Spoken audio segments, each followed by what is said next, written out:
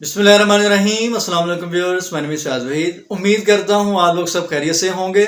आज मैं यहाँ पे कुछ भी पढ़ने पढ़ाने के लिए नहीं आया, जस्ट आप लोगों को ईद मुबारक का मैसेज देने के लिए आया हूँ।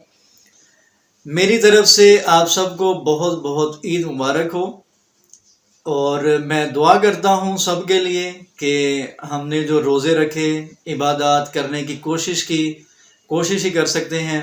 अल्लाह ताला हमारी इबादत को जिस तरीके से भी हमने कोशिश की है अल्लाह ताला कबूल फरमाए।